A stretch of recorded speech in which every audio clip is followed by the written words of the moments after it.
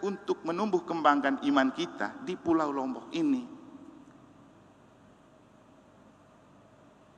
Maka kita mulai dengan kebiasaan untuk devosi kepada Bunda Maria, pelindung kita, dengan prosesi dan misa setiap tanggal 13. Nah, kenapa tanggal 13?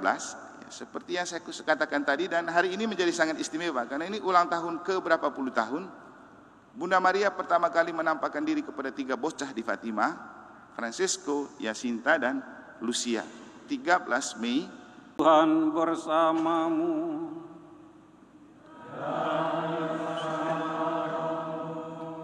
Inilah Injil suci menurut Yohanes.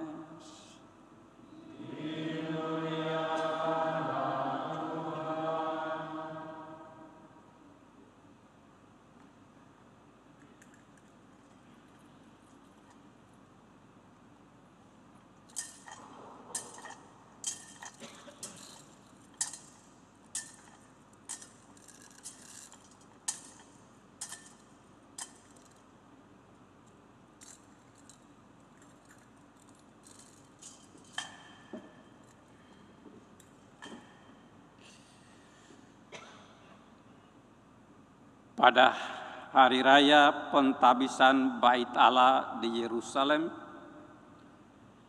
ketika itu musim dingin, Yesus berjalan-jalan di Bait Allah di Serambi Salomo. Dan orang-orang Yahudi mengelilingi dia dan berkata kepadanya, "Berapa lama lagi engkau membiarkan kami hidup dalam kebimbangan? Jikalau engkau Mesias, katakanlah terus terang kepada kami." Yesus menjawab mereka, "Aku telah mengatakannya kepada kamu, tetapi kamu tidak percaya. Pekerjaan-pekerjaan yang kulakukan dalam nama Bapa-Ku, itulah yang memberikan kesaksian tentang Aku. Tetapi kamu tidak percaya, karena kamu tidak termasuk domba-dombaku. Domba-dombaku mendengarkan suaraku, dan Aku mengenal mereka, dan mereka mengikut Aku. Aku memberikan hidup yang kekal kepada mereka, dan mereka pasti tidak akan binasa sampai selama-lamanya, dan seorang pun tidak akan merebut mereka dari tanganku. Bapa-Ku yang memberikan mereka kepadaku lebih besar daripada siapapun, dan seorang pun tidak dapat merebut mereka dari tangan Bapa. Aku dan Bapa adalah satu."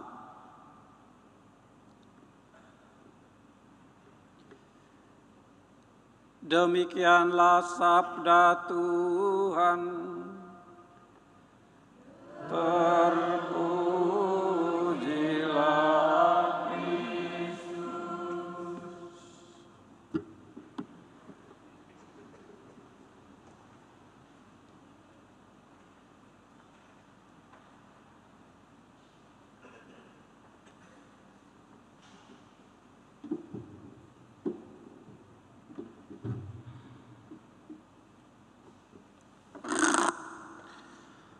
Bertanya tentang Tuhan itu baik, tapi mempertanyakan Tuhan itu tidak baik. Bertanya tentang iman juga baik, tapi mempertanyakan iman itu yang tidak baik. Inilah hal yang coba saya ajak untuk kita maknai dari keraguan dan kebimbangan orang-orang yang terus mempertanyakan kapasitas dan posisi Yesus dalam Injil yang telah kita dengar. Namun sebelum kita memaknai lebih jauh tentang hal itu, pertama saya mau membangkitkan kesadaran kita, sekaligus membangkitkan rasa bangga kita kepada sebagai umat Katolik Paroki Santa Maria Immaculata Mataram terkait dengan diangkatnya Bunda Maria sebagai pelindung paroki kita.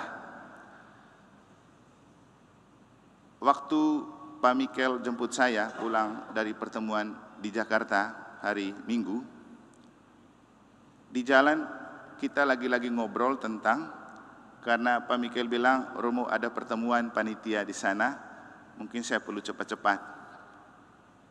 Lalu saya tanya ulang, Pak Mikel, kenapa ya saya lihat itu di tulisan yang dilaporkan waktu Bapak Uskup mereka datang, tanggal 9 Juni itu pas dengan peringatan Maria Bunda Gereja. Apakah ini sudah dari dulu ada? Soalnya saya penasaran juga, karena kok bisa kita merayakan hari ulang tahun kelahiran gereja pada 9 Juni justru pada peringatan Maria Bunda Gereja. Lalu Pak Mike bilang, dulu tidak ada, Romo. Saya bilang, iya, saya juga kalau ingat kalender liturgi, itu tanggal tidak ada peringatan Bunda Marianya. Kecuali santu siapa itu Pak Mikel ya? Santu Efraim. Lalu saya bilang, benar juga, ini gelar Maria Bunda Gereja itu diberikan oleh paus-paus terakhir ini.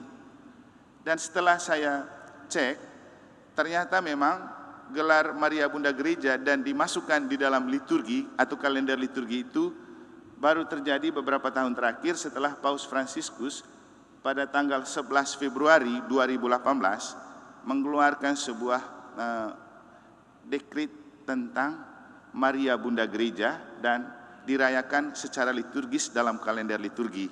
Tapi tanggalnya itu tidak ditetapkan. Yang ditetapkan, peringatan Maria Bunda Gereja dirayakan setiap sehari setelah Pentakosta. Jadi kapanpun Pentakosta, maka hari berikutnya ada peringatan Maria Bunda Gereja, karena mengingatkan kita bahwa orang pertama yang dikandungi oleh Roh Kudus itu adalah Bunda Maria, kan? Bunda Maria dikandung oleh Roh Kudus, makanya dia juga ada hubungan dengan posisinya keperawanannya dan tanpa noda. Jadi Maria tanpa noda itu karena perawan. Dia perawan karena tidak dikandungi oleh laki-laki secara jasmaniah, tapi oleh Roh Kudus. Makanya dia diperingati sehari setelah Pentakosta. Kemudian saya berpikir kok pas dengan kita punya, untuk pertama kalinya kita mulai merayakan ulang tahun gereja itu pada tanggal 9 Juni. Ada beberapa orang yang mempertanyakan, kenapa rubah lagi? Saya bilang, kamu searching saja di Google, kapan gereja Mataram itu lahir. Di sana nanti ada jawabannya.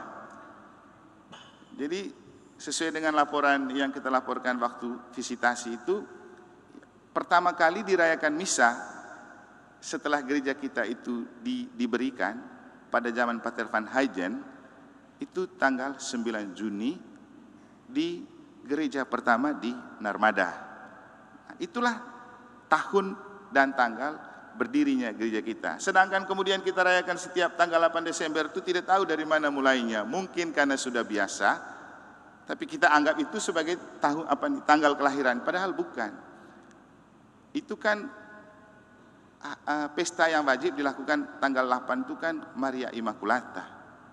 Dan semua paroki yang berpelindungkan Maria Immaculata pasti merayakan itu, dan seluruh gereja merayakan. Tapi bukan karena kita berpelindungkan Maria Immaculata lalu kemudian kita punya ulang tahunnya waktu itu, bukan.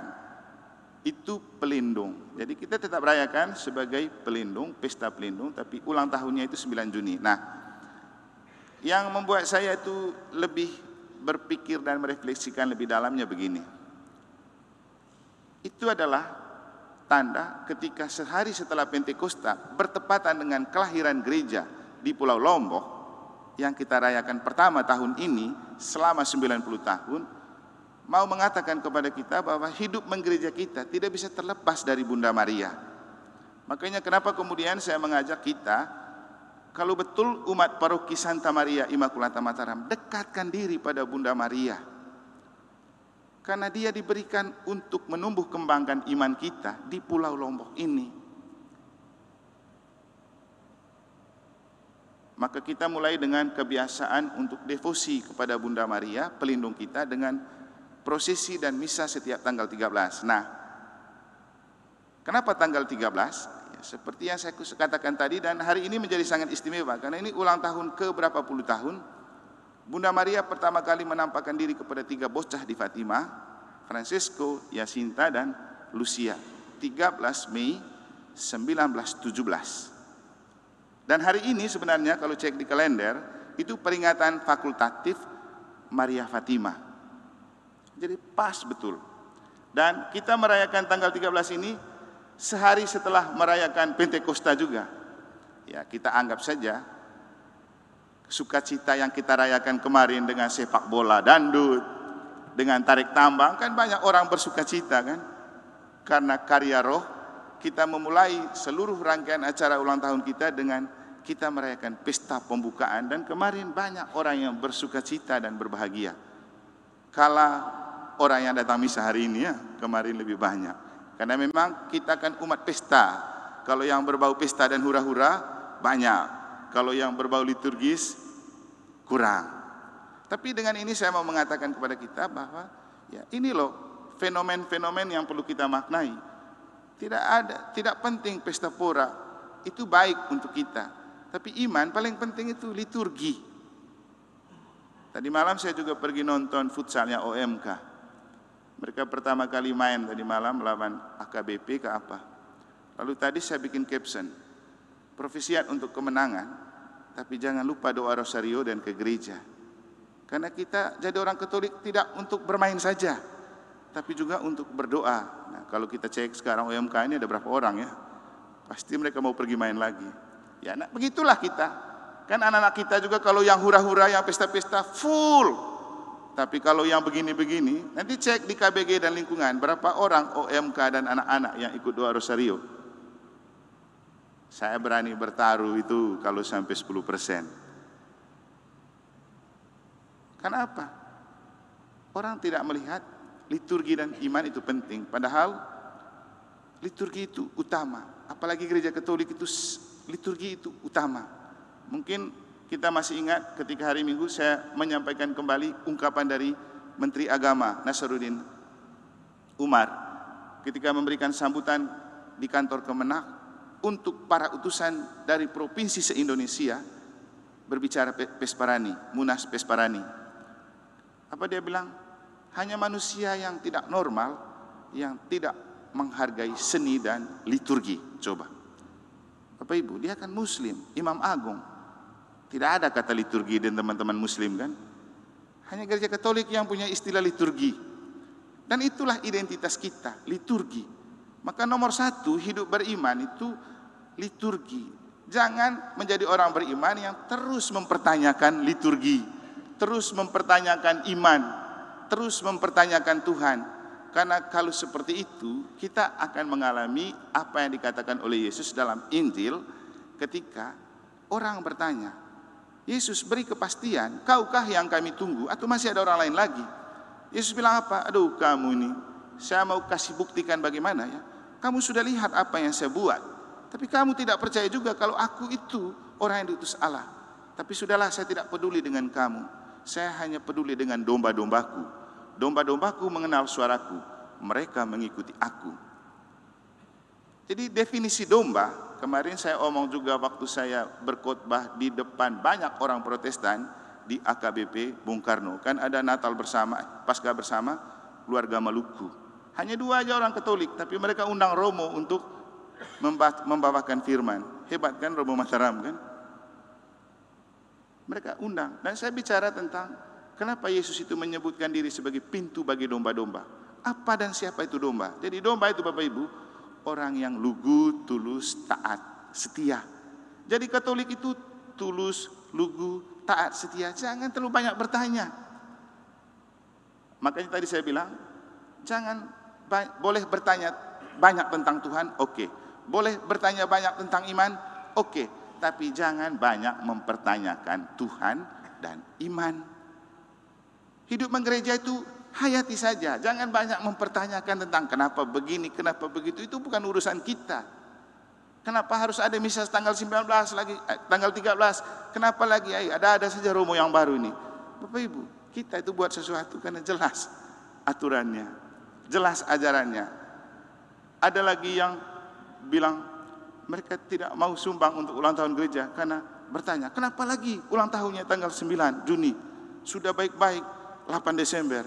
Saya bilang, searching saja di Google. Cek saja di data-data.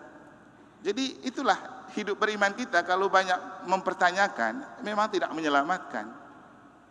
Mempertanyakan Tuhan, mempertanyakan iman, mempertanyakan hidup menggereja. Karena gereja kita ini sudah bertumbuh sejak abad keempat sebelum Masehi, dan ajarannya sudah jelas. Jelas.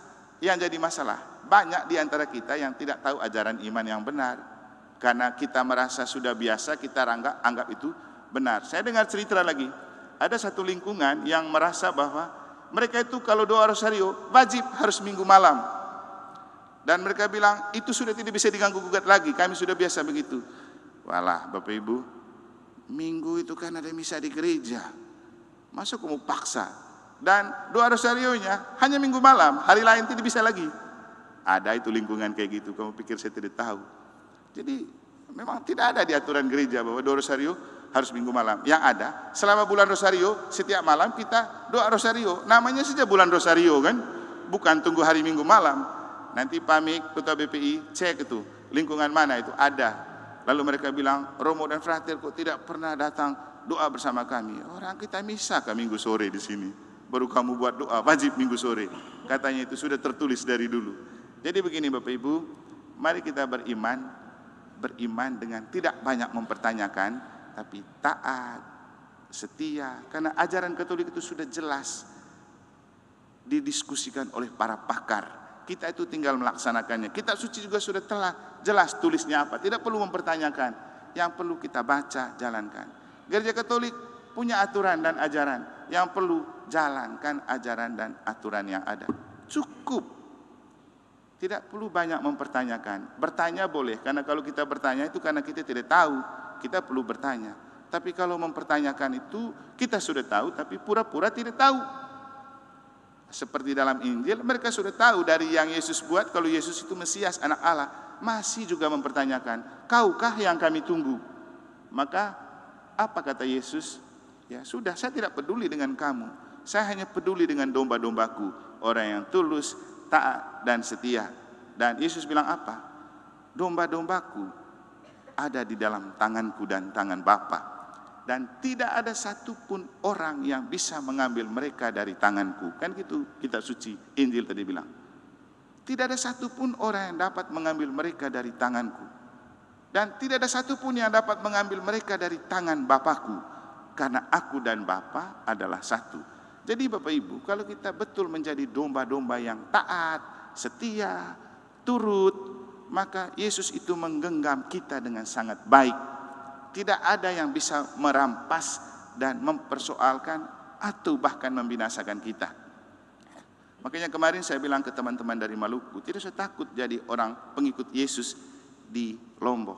Mungkin kita trauma dengan kasus 171, tapi ingat kata Yesus, seperti dalam Injil hari ini, tidak ada satupun yang dapat mengambil domba-dombaku dari tanganku. Dan Yesus bilang apa? Tidak ada satupun orang yang bisa mencabut satu helai rambutmu pun, kalau kamu betul setia kepadaku. Jadi jangan takut kepada dunia. Yang paling penting beriman teguh. Jangan terus mempertanyakan iman. Menjalani hidup menggereja, jangan terus mempertanyakan kebijakan-kebijakan hidup menggereja. Itu jauh lebih penting. Dan Bunda Maria adalah contoh figur yang taat dan tulus.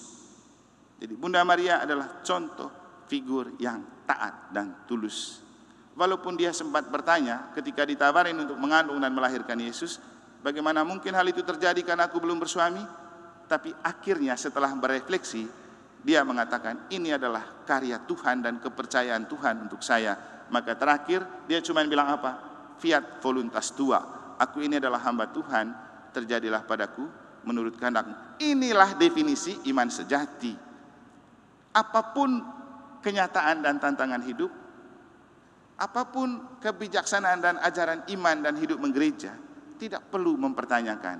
yang perlu, aku ini hamba Tuhan, terjadilah padaku menurut kehendak-Mu. Jadi Bapak Ibu, jangan memaksakan kehendak, jangan terus mempertanyakan ajaran iman dan hidup menggereja, tapi teruslah untuk taat, setia, memasrahkan diri kepada rencana dan kehendak Allah. Jadi sebagai kesimpulan Bapak Ibu Saudara-saudari, kita kembali ke, kalau kita betul umat Santa Maria Immaculata Mataram, ke depan jangan lagi anggap remeh ini prosesi dan misa tanggal 13. Karena Tuhan sangat mencintai gereja kita melalui Bunda Maria. Jadi Tuhan sangat mencintai gereja kita dengan melalui Bunda Maria. Sekali lagi saya katakan bahwa ketika kita kesulitan membelikan tanah di belakang, saya keliling berdoa rosario pada hari Sabtu sebelum hari kerahiman ilahi, hari Minggu kerahiman ilahi. Senin Bapak Uskup datang, seperti yang pernah saya ceritakan, mungkin ada yang belum dengar. Karena hari Rabu kita rapat dengan Dewan Keuangan, kita masih pingin beli tanah itu dengan harga yang kita minta, tapi penjualnya minta harga yang lebih tinggi. Lalu kita kesulitan. Saya bilang apa? Sudah, jangan banyak omong, banyak berdoa. Mulai sekarang kita berdoa. Kalau Tuhan mau kasih, kita akan dapatkan. Dan sebelum Bapak Uskup datang, kita bisa pastikan kalau memang Tuhan mau kasih. Maka hari Sabtu saya pergi keliling tempat itu dan berdoa rosario. Lalu hari Minggu ditelepon, kita boleh beli dengan harga yang kita minta. Kan? Ini loh kekuatan doa Bunda Maria. Jadi kita jangan meremehkan Bunda Maria dalam hidup beriman dan hidup menggereja. Karena Bunda Maria punya rahmat yang penuh. Setiap kali kita berdoa, Salam Maria penuh rahmat. Kenapa biarkan rahmat yang penuh itu tetap ada dalam Bunda Maria? Biar ia meluap sedikit ke kita kan, supaya hidup kita juga penuh rahmat. Selamat merayakan pesta Maria Fatima hari ini, saat dimana Bunda Maria pertama kali menampakkan diri kepada 3 bocah di Fatima, Francesco, Lucia, dan Jacinta pada 13 Mei 1917, dan dalam 6 bulan sampai dengan November, dia terus datang menyapa dan menampakkan diri kepada 3 bocah ini setiap tanggal 13. Kecuali pada bulan Agustus itu kalau saya tidak salah. Kenapa dia tidak datang pada tanggal 13? Karena ada event besar dunia pada waktu itu, supaya tidak terganggu, maka dia datang ke tanggal yang lain sekitar 15 atau tanggal berapa. Tapi Bapak Ibu, intinya kenapa kita perlu rutin berdevosi kepada Bunda Maria setiap tanggal 13, ini alasannya. Bunda Maria menampakkan diri selama 6 bulan berturut-turut kepada 3 bocah di Fatima, selama 6 bulan setiap tanggal 13. Dan pengalaman dari ikut prosesi di Fatima waktu saya ke sana, itulah yang menggerakkan saya untuk kemudian seperti Bunda Maria berkata, Romo, Eman pulang ke paroki, buat prosesi setiap tanggal 13 di parokimu. Maka waktu di negara saya mulai itu, dan mereka teruskan sekarang. Begitu pindah ke Mataram, paroki yang berpelindungkan kepada Bunda Maria, saya juga harus melakukan itu. Karena kalau saya tidak melakukan, saya berdosa terhadap Tuhan, juga bersalah kepada Bunda Maria. Makanya saya pesan juga kasulah seperti ini, gambar Bunda Maria Fatima. Semoga Tuhan memberkati kita. Salam Maria, penuh rahmat, Tuhan sertamu. Terpujilah engkau di antara wanita, terpujilah buah tubuhmu Yesus. Santa Maria, Bunda Allah, doakanlah kami yang berdosa ini, sekarang dan waktu kami mati. Amin. Salam Maria, penuh rahmat, Tuhan sertamu. Terpujilah engkau di antara wanita, dan terpujilah buah tubuhmu Yesus.